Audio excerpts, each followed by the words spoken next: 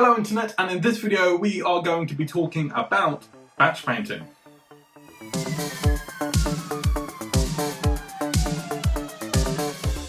If you have watched any amount of TV recently, you may have noticed a rather festive shift in our advertising, and that is because each channel has been flooded with Christmas themed commercials. Heyo! For us hobbyists, that means that soon enough we shall be adding yet more grey plastic to our ever-growing piles of shame. So with that in mind, I thought in this video we would talk about getting through your units of unpainted models and how to make batch painting suck slightly less, because let's be honest, it really does suck. When setting out to paint this squad of Saurus Warriors for my Seraphon army, I spent some time on a single model to figure out how I wanted them to look across the army. This step is of course unnecessary if you have already painted models that will have the same scheme as what you're about to paint, as you will hopefully know what colours you need. It's always handy to keep note of the colours you have used in a notebook so that you can refer back to it later. I can tell you from experience that it is no fun to paint a test model and then come back to paint the rest of the unit weeks later just to realise you have no idea what paints you used. Nothing kills motivation like spending hours painting a small detail, taking a step back and feeling like you've made no progress. Instead, I think it's a good idea to attack the larger surface areas first. When painting these Saurus Warriors, I used a mix of the contrast paints Ultramarine Blue and Achillean Green to lay down the base coats on all of the scales. Whilst the paint was drying on one model, I was able to apply it to the next, and by the time I had cycled back around to the first model, I had made a decent amount of progress on each one without having spent ages doing it, which leaves you with motivation to carry on. One way to set yourself up for success is to use the full range of tools at your disposal. Whilst I didn't use an airbrush on these particular models, if you do have one or are in a position to buy one, I would highly suggest you do so. It simply makes things a lot quicker, but again is by no means essential.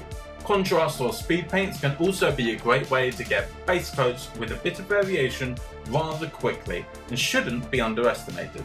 And neither should the humble dry brush. When painting highly textured models like these, it can be an invaluable tool to quickly apply highlights to raised edges. Just make sure you are using a nice soft brush to limit chalkiness. Here you can see me applying 2 layers of dry brushing to the scales of these warriors. The first is Fenrisian Grey, and then on the higher, more exposed areas with Ice Yellow.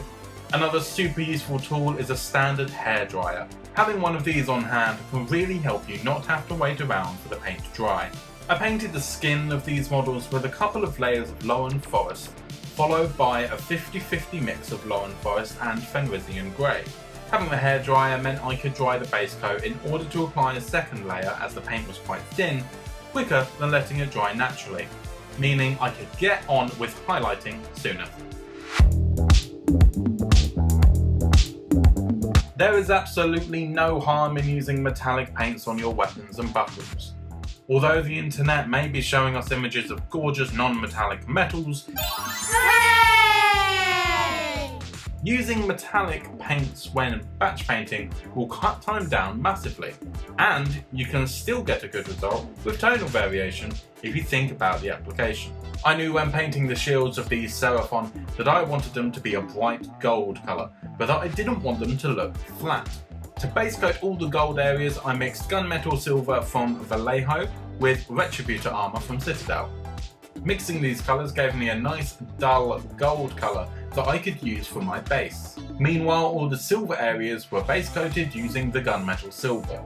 There were also decorative bits on the shield that I popped a bit of contrast colour on just for a spot of variety. I then applied a thick layer of known oil over the whole shield to bring out all the crevices. Now this is where we start to make it look good.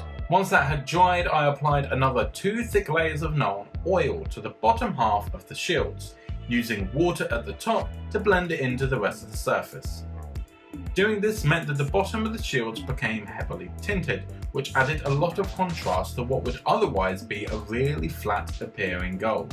Then, to push that contrast even further, I applied some highlights of Retributor armor to the tops of the shields, creating a gradient from a really dark, dull gold at the bottom to a rich, bright gold at the top. One of the easiest ways to paint quicker is to paint less. When it comes to playing games with your models, you are only really going to see them from a few feet away, rather than up close. So does it really matter that each strand of rope is individually highlighted? Not necessarily.